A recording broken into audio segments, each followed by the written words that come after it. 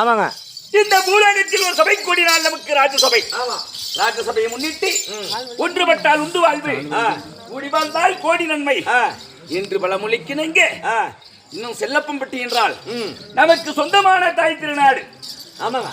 இந்த தாய் திருநாட்டிலே இன்று நாம் ஒரு ஹீரோ நாடகத்தை வைத்திருக்கின்றோம். ஆமா. வைத்திருக்கின்ற நாடகம் என்ன? இன்னைக்கு வைத்திருக்கக்கூடிய நாடகம் என்னங்க? காளி மாரி சண்டை. ஓ, காளிக்கு மாரிக்கும் சண்டை. ஆமா. அப்படி என்று சொல்லக்கூடிய நாடகத்தை இந்த சிங்காரபுரம் மேடையில் அரங்கேற்றம் செய்திருக்கின்றோம். கவலா, அப்படி நான் வந்திருந்த பொழுது நான் யார், எனது பெயர் என்ன, என்ன சொல்லும் பரிபந்தும் ஓட்டு கேட்க வேண்டும். எப்படி கிழக்கே விளைத்து விட்டது, கிழக்கே வெளுத்து விட்டது. இன்னும் தூண்டாமணி விலைக்கு துளிர் விட்டு இருந்தாலும் தூண்டுகோல் என்பது ஒன்று வேண்டும். ஆமாங்க. அந்த தூண்டுகோலாக இருப்பவர் யார்? மகளிர் அனைவருங்க. அப்படியா? அப்படி இருக்கட்டும்பா. சண்டை வராங்க.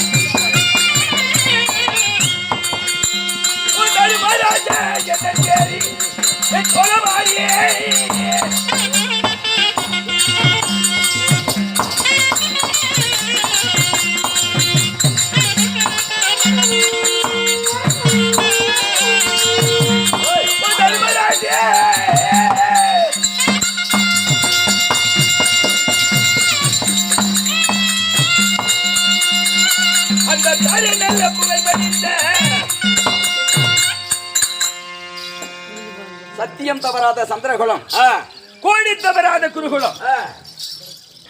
சத்தியமே நிச்சயம், நிச்சயமே ஆச்சாண்ட கோடி காலம். அப்படி என்று அதிரமத்தை தெள்ளி தர்மத்தை கையாண்டு வரக்கூடிய எனது பெயர் தான் தர்மராஜன் என்று சொல்லியிருக்கிறார். தாராபோல் படித்த தர்மராஜனுக்கு, தர்மராஜனுக்கு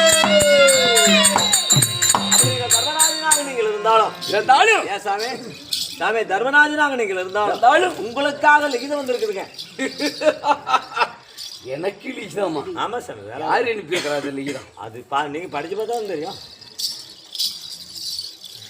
அதாவது ஸ்ரீமகாராஜ ராஜஸ்ரீ ராஜகணம் உருந்திய தாரா புகழ் படித்த தருமராஜருக்கு எழுதக்கூடிய நிருபம் என்னவென்றால், உன்னுத்தி மங்கலத்தை ஆண்டு வரக்கூடிய மதிசூரன் எழுதும் நிருபம். நேற்றைய தினத்திலே எனது மகள் நந்தவனம் வந்தாள். மலர்களை பறிப்பதற்காக உனது பேரப்பிள்ளை குணசீலம் நந்தவனத்துக்கு வந்தான். என்னுடைய மகளோடு உறவாடி அவளுடைய மனதை கெடுத்து விட்டான். அதனால உன்னுடைய பேரப்பிள்ளையை காளியம்மன் தூண்கம்பத்திலே நான் கட்டி வைத்திருக்கின்றேன். வந்தாளாச்சி, வராவிட்டால் இந்த காளியம்மனுக்கு நான் வெட்டி பலி கொடுத்து விடுவேன். இப்படிக்கு மதிசூரன் எழுதுகின்ற நிருபம்.